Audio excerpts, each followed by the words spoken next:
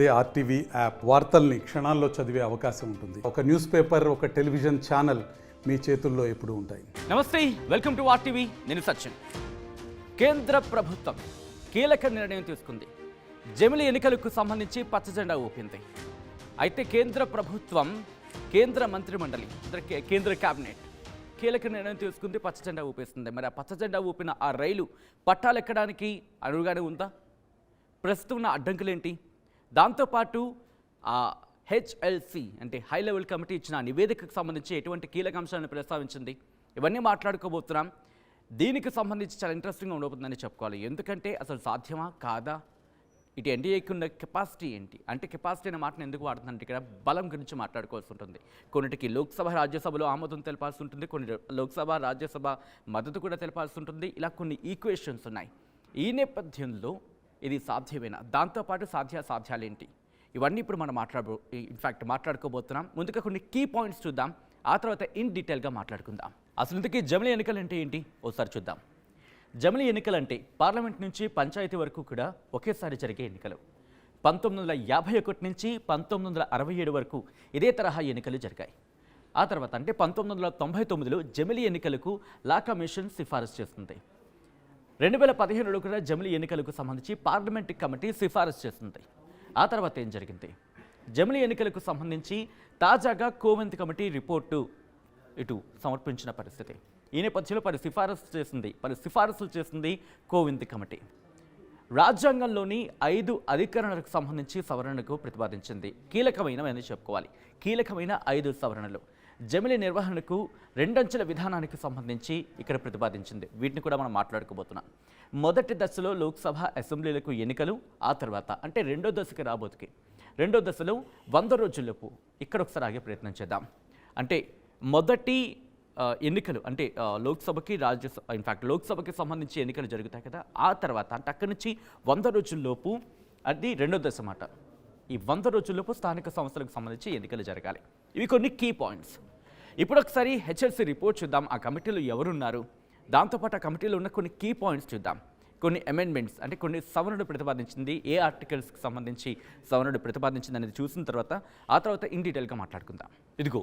ఇదే Kovind committee report. సాధారణంగా మనం కోవింద్ కమిటీ రిపోర్ట్ అంటూ ఉంటాం, కానీ దీని అసలు పేరు వచ్చేసి హై లెవెల్ కమిటీ అంటూ ఉంటారు. ఈ కమిటీని report on simultaneous elections in India 2024. ఈ కమిటీ సెప్టెంబర్ 2023లో ఫామ్ అయింది. మార్చి 14న ఈ ప్రభుత్వానికి సమర్పించడం జరిగింది. ఒకసారి కమిటీలో ఎవరెవరు ఉన్నారు దానికి సంబంధించి చూసే ప్రయత్నం చేద్దాం. ఇదిగోండి, ఒక పేజ్లాగా ఓపెన్ అవుతుంది కమిటీకి సంబంధించి. ఫస్ట్ పేజ్ ఇది. ఈ కమిటీకి సంబంధించి చైర్మన్గా రామ్నాథ్ కోవింద్ ఉన్నారు, అలాగే అమిత్ షా మెంబర్గా గులాం నబీ ఆజాద్, ఎన్కే సింగ్, సుభాష్ సి కశ్యప్, హరీష్ సాల్వే, సంజయ్ కొఠారి, వీళ్ళందరూ కూడా మెంబర్స్గా ఉన్నారు. అర్జున్ రామ్ మేఘ్వాల్ స్పెషల్ ఇన్వైటీగా ఉన్నారు. నితిన్ చంద్ర సెక్రటరీగా ఉన్నారు. మొత్తం వీళ్ళందరూ కూడా. ఇంట్రెస్టింగ్ ఏంటంటే ఈ కమిటీకి సంబంధించి కాంగ్రెస్ నుంచి అధీర్ రంజన్ చౌదరి కూడా ఉండేవారు, కానీ ఆయన బయటకు వచ్చేసారు ఈ కమిటీ నుంచి. ప్రస్తుతం ఈ కమిటీకి సంబంధించి రిపోర్ట్ ఇచ్చింది. దాదాపుగా 322 పేజీలతో ఈ రిపోర్ట్ ఇచ్చింది. ఈ రిపోర్ట్లోని క్లుప్తంగా మాట్లాడుకునే ప్రయత్నం చేద్దాం. దాంతోపాటు సవరణలు కూడా ప్రతిపాదించింది, అవన్నీ కూడా మాట్లాడుకునే ప్రయత్నం చేద్దాం. ఈ కమిటీ ఇచ్చిన రిపోర్ట్ ఆమోదం కేంద్ర కేబినెట్ అయితే మాత్రం ఆమోదం తెలిపింది. కేంద్ర కేబినెట్ ఆమోదం తెలిపిన ఈ రిపోర్ట్కి సంబంధించి మాట్లాడుకునే ప్రయత్నం చేస్తే ఒకసారి ఫస్ట్ పేజ్కి వస్తానికి నేను రాసి చూపించే ప్రయత్నం చేస్తాను. ఇప్పుడు ఈ రిపోర్ట్ అంటే 1 నేషన్ 1 ఎలక్షన్ అంటే జమిలి ఎన్నికలు అమలు కావాలంటే మొట్టమొదటిగా జరగాల్సింది రాజ్యాంగ సవరణ.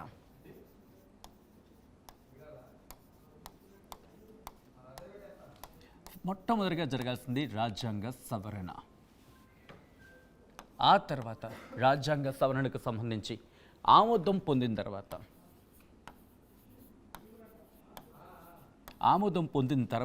అప్పుడు అపాయింట్మెంట్ డేట్.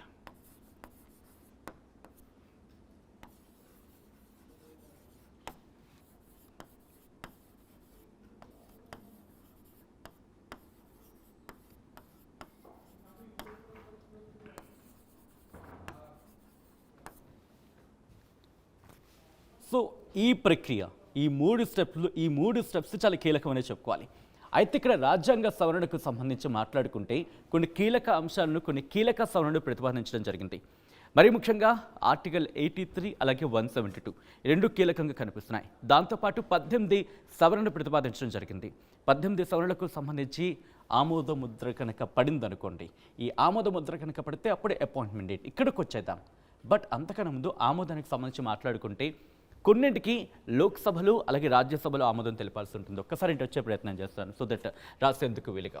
ఇటు కొన్నిటికి సంబంధించి లోక్సభలు అలాగే రాజ్యసభలు ఆమోదం తెలిపాల్సి ఉంటుంది. కొన్నింటికి సాధారణ మెజారిటీ సరిపోతుంది. కొన్నింటికి సాధారణ మెజారిటీ సరిపోతే మరికొన్నిటికి సంబంధించి 2/3 మెజారిటీ కావాలి.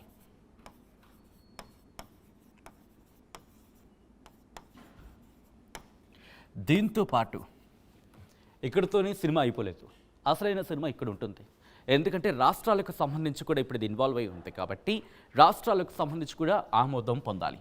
రాష్ట్రాలకు సంబంధించి అసెంబ్లీలో ఆమోదం తెలపాల్సి ఉంటుంది. రాష్ట్రాల అసెంబ్లీకి సంబంధించి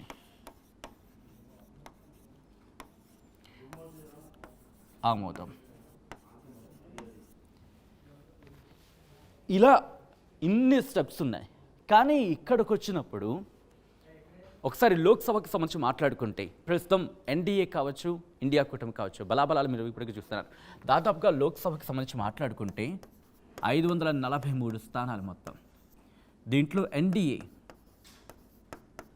293 స్థానాలు దక్కించుకుంది. ఐఎన్డిఐఏ ఇండి కూటమి 240 స్థానాలు. దాదాపుగా ఇతరులు 10 స్థానాలు. సో ఇటువంటి నేపథ్యంలో సాధారణ మెజారిటీ అయితే మాత్రం ఎన్డీఏ కూటమి సాధించేస్తుంది. ఒకవేళ 2/3 మెజారిటీ కావాల్సి వచ్చిందనుకోండి, 2/3 మెజారిటీ కావాల్సి వస్తే ఇక్కడ 362. ఇదేంటిది? 2/3 మెజారిటీ కావాల్సి వస్తే. సో ఇక్కడ అసలైన సిచ్యువేషన్ ఉంది. దాంతోపాటు రాజ్యసభకు కూడా సంబంధించి అటువంటి సినారియోనే చెప్పుకోవాలి. రాజ్యసభకు సంబంధించి కూడా రాజ్యసభలో 234 స్థానాలు మొత్తం. ఇక్కడ 2/3 కావాలంటే 156 కావాలి. 156. దీంట్లో ఎన్డీఏకి సంబంధించి దాదాపుగా 120 పైచీలకు, ఐఎన్డీఏ కూటమికి సంబంధించి 100. సో ఇటువంటి నేపథ్యంలో సాధారణ మెజారిటీ నుంచి అయితే మాత్రం ఇక్కడ ఎన్డీఏ కూటమి గట్టెక్కిస్తుంది. కానీ 2/3 మెజారిటీ కావాల్సి వచ్చినప్పుడు మాత్రం పరిస్థితి కాస్త క్లిష్టంగా మనకి కనిపిస్తుందనే చెప్పుకోవాలి. ఇదొకటి గట్టెక్కాల్సిన పరిస్థితి. దాంతోపాటు రాష్ట్రాల అసెంబ్లీలకు సంబంధించి ఆమోదం తెలపాల్సిన పరిస్థితి. ఇక్కడ మాట్లాడుకుంటే 28 రాష్ట్రాలు. 28 రాష్ట్రాల్లో ఇక్కడ మీరు చూసుకుంటే 28 రాష్ట్రాలకు సంబంధించి మాట్లాడుకున్నప్పుడు ఎన్డీఏకి సంబంధించి చూసుకుంటే దాదాపుగా 19 రాష్ట్రాలు. Correct me if I'm wrong. Exactly ఎన్డీఏకి సంబంధించి 19, ఐఎన్డీఏ కూటమికి సంబంధించి 8, ఇతరులు 1. సో ఇటువంటి పరిస్థితి.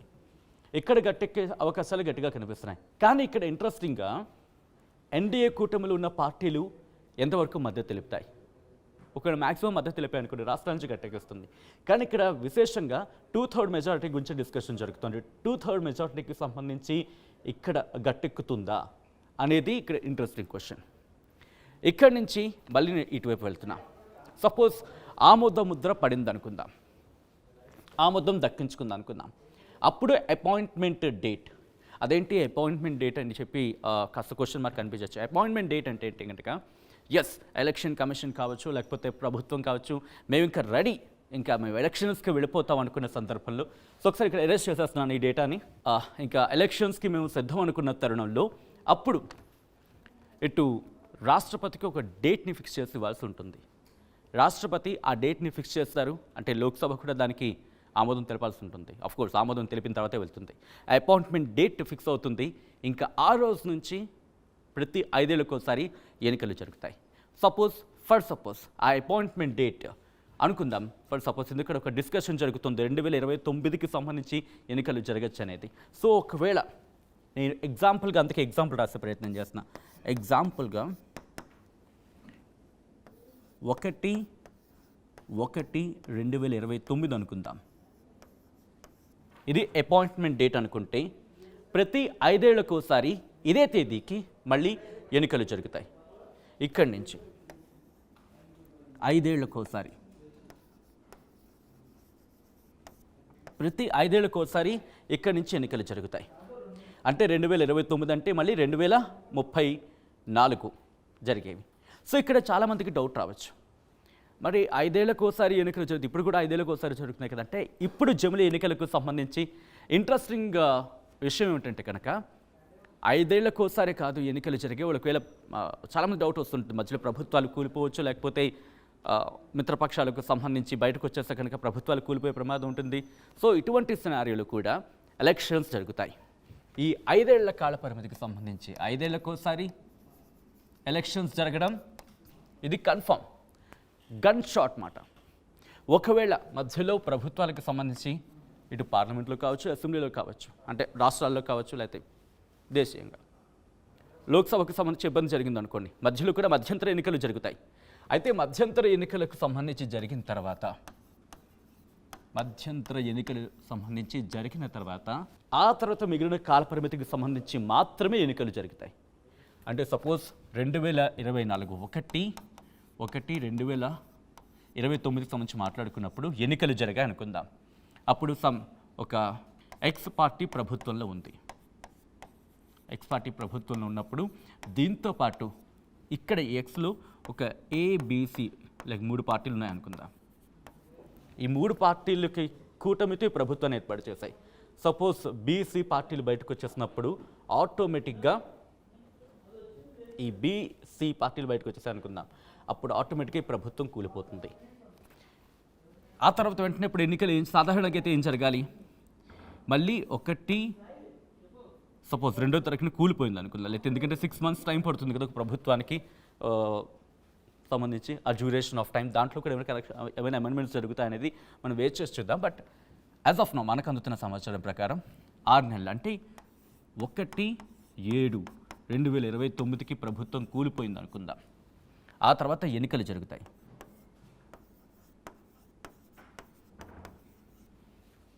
అయితే ఆ ఎన్నికలు ఇక్కడి నుంచి మళ్ళీ 5 ఏళ్ళు అయితే ఉండవు. మళ్ళీ 2024కి సంబంధించి అంటే 1/1/2034కి సంబంధించి ఎంత కాల పరిమితి అయితే ఉంటుందో అప్పటికి సంబంధించి మాత్రమే కొత్తగా ఎన్నికైన ప్రభుత్వం పనిచేస్తూ ఉంటుంది. అంటే మధ్యలో ఎన్నిసార్లు ఎన్నికలు వచ్చినా 6 నెలల సమయానికి సంబంధించి మాట్లాడుకుంటే కనుక సపోజ్ ఒక 10 ఎన్నికలు కాకపోతే 9 ఎన్నికలు జరిగే అవకాశం ఉందనుకోవచ్చు. ఫర్ సపోజ్ ఆఖరి 6 నెలల వరకు సంబంధించి ముందు ప్రభుత్వం కూలిపోయింది అనుకుందాం. మిగిలిన కాల పరిమితి అంటే 2020 2034 2029లో ఎన్నికైన ప్రభుత్వం 2034 వరకు కంటిన్యూ చేయలేకపోయినా, లేక మధ్యలో కూలిపోయినా, ఏం జరిగినా కొత్తగా ఎన్నికైన ప్రభుత్వం 2034 వరకు మాత్రమే పనిచేస్తుంది. మళ్ళీ 2034కి ఎన్నికలకు ఎలా వస్తుంది ఒకవేళ ఇదే డేట్ ఎగ్జాంపుల్ కనుక తీసుకుంటే. సో అటువంటి అమెండ్మెంట్స్ జరుగుతున్నాయి. సో దీనికి సంబంధించి ఎంతవరకు ఒప్పుకుంటారు అనేది ఇంట్రెస్టింగ్ డిస్కషన్ జరుగుతోంది. సో ప్రస్తుతానికి సంబంధించి ఇది. సో ఇది పార్లమెంట్కి చూసాం, అట్ ద సేమ్ టైం అసెంబ్లీకి. పార్లమెంట్కి అసెంబ్లీకి ఒక్కసారి జరుగుతాయి.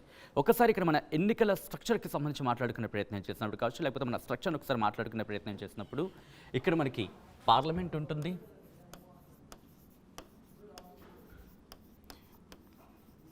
ఆ తర్వాత అసెంబ్లీ ఎన్నికలు,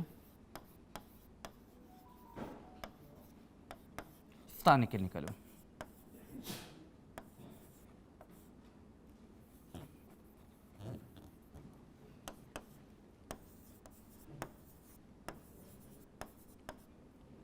స్థానిక సంస్థలు మళ్ళీ ఇక్కడ మనకి సో మళ్ళీ ఉంటాయి జెడ్పీటీసీ, ఎంపీటీసీ, సర్పంచ్, ఇలా మళ్ళీ ఎమ్మెల్సీ, ఇలా మనకి ఇలా స్థానిక సంస్థలకు సంబంధించి ఉంటాయి అనుకుందాం ఇలా. సో ఇటువంటి నేపథ్యంలో ప్రస్తుతం పార్లమెంటు అసెంబ్లీకి సంబంధించి ఒకసారి ఎన్నికలు జరుగుతాయి. ఒకవేళ జమిలీ ఎన్నికలకు సంబంధించి ఆమోదం పడింది అనుకుందాం. పార్లమెంటు అసెంబ్లీకి సంబంధించి ఒకసారి ఎన్నికలు జరుగుతాయి. ఆ తర్వాత స్థానిక సంస్థలకు సంబంధించి స్థానిక సంస్థలు ఇవి జరిగిన 100 రోజుల లోపు 100 రోజుల లోపు ఈ స్థానిక సంస్థలు ఎన్నికలు జరుగుతాయి. సేమ్ వీటికి కూడా అంతే. సో వీటన్నిటికీ సంబంధించి ఈ రాజ్యాంగ సవరణలు ప్రతిపాదించడం జరిగింది. సో ఒకసారి నేను వీటిని క్లియర్ చేసే ప్రయత్నం చేస్తున్నా. అయితే జమిలీ ఎన్నికలకు సంబంధించి మాట్లాడుకున్నప్పుడు ఈ 5 ఏళ్ల కాల పరిమితిని, ఈ 5 ఏళ్ల కాల పరిమితికి సంబంధించి ఫుల్ టైం అంటారు. దాంతోపాటు ఒకవేళ మధ్యంతర ఎన్నికలకు సంబంధించి మాట్లాడుకుంటే, మధ్యంతర ఎన్నికలకు సంబంధించి ఆ కాల పరిమితి ఉండిపోయింది అనుకున్నాం. దీన్ని అన్ఎక్స్పైర్డ్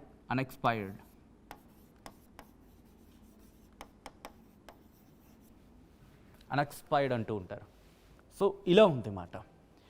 సో క్లియర్ కట్గా మనకు ఒకటే అర్థమవుతుంది, జమిలీ ఎన్నికలు అనేవి మొత్తం దేశమంతా కూడా ఒకేసారి ఎన్నికలు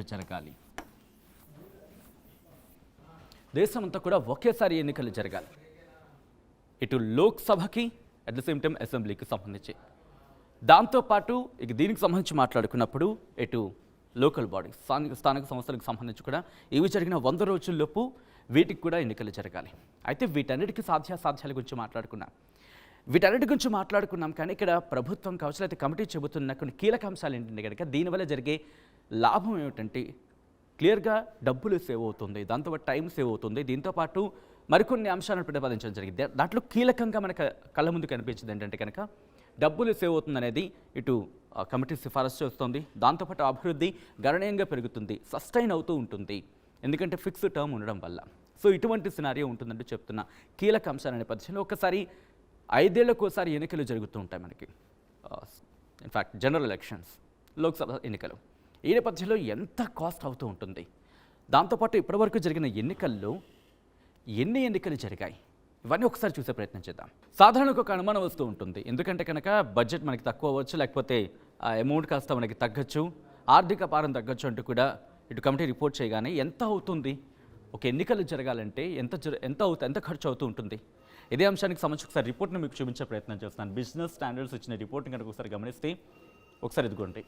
the expenses involved in conducting A Lok Sabha election have Ryzen steadily over the years. For instance, during India's first election 1951-52 అప్పుడు జరిగిన మొట్టమొదటి ఎలక్షన్లో 68 ఫేజెస్లో కనుక ఎలక్షన్స్ జరిగితే the cost was a modest 10.5 crores. అప్పుడు దాదాపుగా 10.5 కోట్లు అయ్యిందనేది రిపోర్ట్ చెబుతోంది. దాంతోపాటు ఫాస్ట్ ఫార్వర్డ్ టు 2019కి రాబోతుకి and the cost had sky rocket to a staggering 50,000 crores.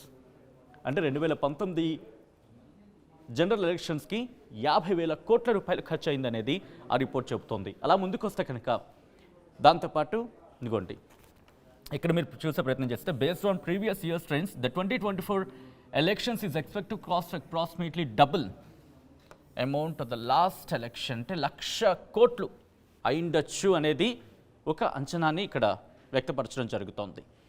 అంటే ఒక జనరల్ ఎలక్షన్కి సంబంధించి, ఒక్కసారి జనరల్ ఎలక్షన్ సంబంధించి 1,00,000 కోట్లు అయింది అనుకుందాం, ఎక్కడ డబ్బులు మిగులుతున్నట్టు అనే ఒక అనుమానం వస్తుంది, అవునా కదా? ఎందుకంటే ఒకసారి ఎలక్షన్ జరిగిన తర్వాత 5 ఏళ్ల పాటు కంటిన్యూ అయింది అనుకుందాం. 5 ఏళ్ల పాటు కంటిన్యూకి సంబంధించి మాట్లాడుకుంటే ఓకే, బట్ ఇక్కడ 5 ఏళ్ళు కంటిన్యూ అవకాశం లేదు. ప్రతి 5 ఏళ్ళకోసారి ఎలక్షన్ జరగాలి.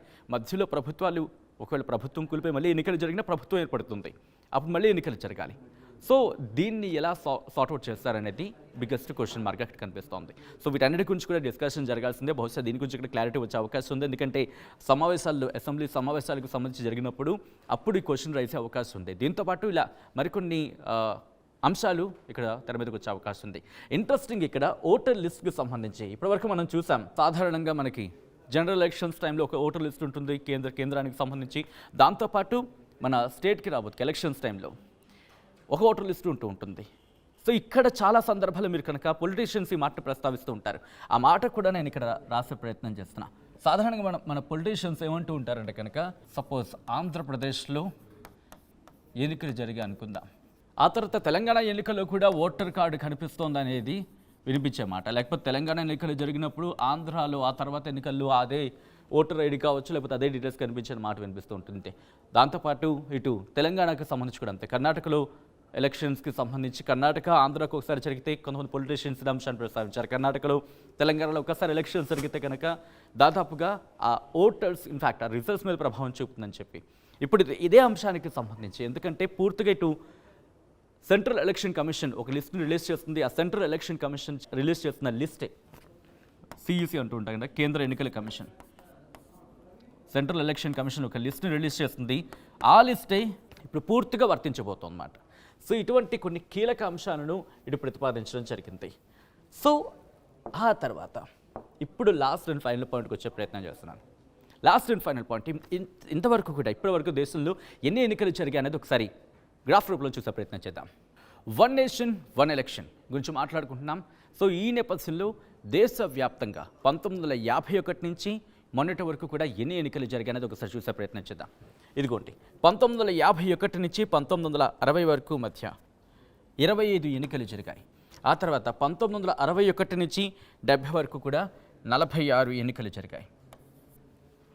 ఆ తర్వాత 71 నుంచి 80 వరకు కూడా 71 ఎన్నికలు జరిగాయి. ఇక ఆ తర్వాత 81 నుంచి 90 మధ్య చూసుకుంటే 59 ఎన్నికలు. ఆ తర్వాత 91 నుంచి 2000 వరకు చూసుకుంటే కనుక సేమ్ ఇక్కడ ఇంట్రెస్టింగ్గా రెండు కూడా ఒకేసారి 59 సార్లు జరిగిన పరిస్థితి. ఇంకా అక్కడి నుంచి 2001 నుంచి 2010 విషయానికి వస్తే కనుక 62 సార్లు ఎన్నికలు జరిగాయి. ఇక అక్కడి నుంచి 2011 నుంచి 2020 వరకు చూసుకుంటే 63 సార్లు ఎన్నికలు జరిగాయి. 2021 నుంచి 2023 వరకు చూసుకుంటే 21 సార్లు ఎన్నికలు జరిగాయి. అత్యధికంగా 71 నుంచి 80 మధ్య మనకి 71 సార్లు ఎన్నికలు జరిగిన పరిస్థితి చూస్తున్నాం. సో ఒక్కసారి మనం చూసే ప్రయత్నం చేస్తే 51 నుంచి 60 స్టార్ట్ అయిన అప్పటి నుంచి 9 ఏళ్ళు 25 సార్లు జరిగితే ఆ తర్వాత మాత్రం 46 సార్లు జరిగాయి. 71 నుంచి 80 మధ్య 71 సార్లు ఎన్నికలు జరిగిన పరిస్థితి మనం చూడొచ్చు. ఆ తర్వాత కంటిన్యూస్గా అంటే 81 నుంచి 91 నుంచి 2000 వరకు కూడా 59 సార్లు ఎన్నికలు జరిగాయి. 2001 నుంచి 2010కి సంబంధించి 62, 2011 నుంచి 2020 వరకు 63, 2021 నుంచి 2023 వరకు చూసుకుంటే 21 సార్లు ఎన్నికలు జరిగిన పరిస్థితి. ఈ నేపథ్యంలో ఇప్పటివరకు దేశవ్యాప్తంగా ఎన్ని ఎన్నికలు జరిగాయి అనేది చూసే ప్రయత్నం చేద్దాం. 1951 నుంచి 2023 వరకు చూసుకుంటే కనుక మొత్తం 406 సార్లు ఎన్నికలు జరిగాయి. సో అర్థమవుతుంది కదా దేశంలో ఎటువంటి పరిస్థితి ఉంది అనేది. సో ఇప్పుడు జమిలీ ఎన్నికలకు తెరమ తీసుకొచ్చిన పరిస్థితి ఇది ఎప్పుడు అమలు చేస్తారనే అంశానికి సంబంధించి మాత్రం తీవ్రమైన చర్చ జరుగుతోంది. సో ఒక్కసారి కంక్లూషన్కి వెళ్ళిపోయే ప్రయత్నం చేద్దాం. ఎందుకంటే ఒక్కసారి మాట్లాడుకునే ప్రయత్నం చేస్తున్నప్పుడు జమిలీ ఎన్నికలకు సంబంధించి ఇప్పటికే తీవ్రమైన చర్చ జరుగుతోంది. విపక్షాలు అయితే మాత్రం దీన్ని వ్యతిరేకిస్తున్నాయి. ఇటు రాష్ట్రాలకు వెళ్లాల్సిన పరిస్థితుల్లో రాష్ట్రాల అసెంబ్లీలకు సంబంధించి ఎటువంటి ఆమోదం తెలుపుతుంది. దాంతోపాటు ఇంకా ఎటువంటి కరెక్షన్స్ని ప్రతిపాదించే అవకాశం ఉంది. ఎందుకంటే కేంద్ర కేబినెట్ ఆమోదించింది, దాంతోపాటు హై లెవెల్ కమిటీ కొన్ని సిఫారసులు చేస్తుంది. కమిటీ ఇచ్చిన నివేదికకు సంబంధించి ఆమోదించిన పరిస్థితి. మరి ముఖ్యంగా 18 రాజ్యాంగ సవరణలను ప్రతిపాదించింది హెచ్ఎల్సీ అంటే హై లెవెల్ కమిటీ ఈ రిపోర్ట్లో. సో ఏం జరగబోతోంది? ఇటు ఎన్డీఏకి సంబంధించి చూసుకుంటే బలాబలాలు కూడా చూసాం, ఎన్డీఏ కూటమికి సంబంధించి కూడా బలాబలాలు చూసాం. సో ఇవన్నీ కూడా ఏం జరగబోతుంది? లోక్సభ ఆమోదం పొందుతాయా, పొందితే ఎన్నింటికి ఆమోదం పొందుతుంది? దాంతోపాటు ఇంకా ఎటువంటి కరెక్షన్స్ రాబోతున్నాయి, ఎటువంటి అమెండ్మెంట్స్ జరిగే అవకాశం ఉంది? వీటన్నిటి కూడా తీవ్రమైన చర్చకు దారితీస్తుంది. సో మరీ ముఖ్యంగా కాస్ట్ విషయంలో ఎంతవరకు రిడ్యూస్ అయ్యే అవకాశం ఉంది, కాస్ట్ మీద ప్రభావం చూపిస్తుందా చూపించదా, ఇది కూడా డిస్కషన్ జరుగుతుంది. సో మీకేమనిపిస్తుంది? జమిలీ ఎన్నికలకు సంబంధించి ఇప్పుడు జరిగితే లాభమా నష్టమా అనేది ఒకసారి కామెంట్ బాక్స్లో మెన్షన్ చేసే ప్రయత్నం చేయండి. మరిన్ని వీడియోస్ కోసం ఛానల్ ని సబ్స్క్రైబ్ చేయండి. లేటెస్ట్ అప్డేట్స్ కోసం వాట్సాప్ ఛానల్ ని ఫాలో అవ్వండి. అండ్ లింక్ డిస్క్రిప్షన్ లో ఉంది.